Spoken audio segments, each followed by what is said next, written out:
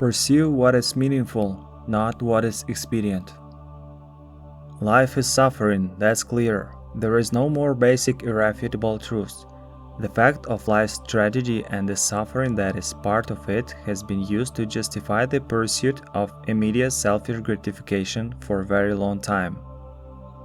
The pleasure of experiencing may be fleeting, but it's pleasure nonetheless, and that's something to stack up against the terror and pain of existence. Or is there an alternative more powerful and more compelling? When engaging in sacrifice, our forefathers began to act out what would be considered a proposition if it were stated in words. That something better might be attained in the future by giving up something of value in the present.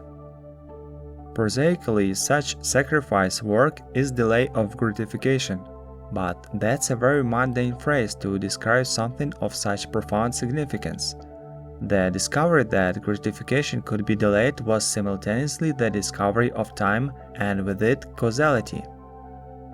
We learned that behaving properly now in the present, regulating our impulses, considering the plight of others, could bring rewards in the future in a time and place that did not yet exist. What must be sacrificed? Small sacrifices may be sufficient to solve small, singular problems. But it is possible that larger, more comprehensive sacrifices might solve an array of large and complex problems all at the same time. We must ask to begin, what would be the largest, most effective, most pleasing of all possible sacrifices? And then, how good might the best possible future be if the most effective sacrifice could be made? If the world you are seeing is not the world you want, therefore it's time to examine your values. It's time to rid yourself of your current presuppositions. It might even be time to sacrifice what you love best, so that you can become what you might become, instead of saying who you are. We rebel against our own totalitarianism as much as that of others. I cannot merely order myself to action, and neither can you.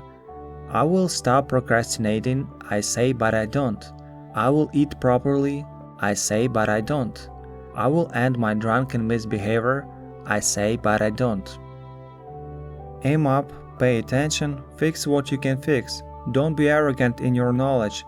Strive for humility, because totalitarian pride manifests itself in intolerance, oppression, torture, and death. Consider the murderous of your own spirit before you dare accuse others, and before you attempt to repair the fabric of the world. Maybe it's not the world that's at fault, maybe it's you, and above all, don't lie. Experience is the following of blind impulse. It's short-term gain, it's narrow and selfish, it lies to get its way. It takes nothing into account, it's immature and irresponsible. Meaning is its mature replacement. Meaning emerges when impulses are regulated, organized, and unified. Meaning emerges from the interplay between the possibilities of the world and the value structure operating within that world. If the value structure is aimed at the betterment of being, the meaning revealed will be life-sustaining. It will provide the antidote for chaos and suffering. It will make everything matter. It will make everything better. If you decide that you are not justified in your resentment of being, despite its inequity and pain, you may come to notice things you could fix to reduce even by a bit some unnecessary pain and suffering. You may come to ask yourself, what should I do today, in a manner that means, how could I use my time to make things better instead of worse?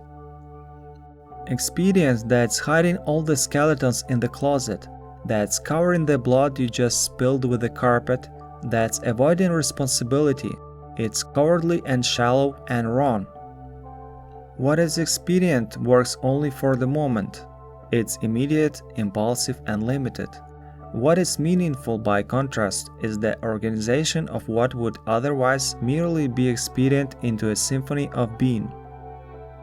Meaning is the ultimate balance between, on the one hand, the chaos of transformation and possibility, and on the other, the discipline of pristine order.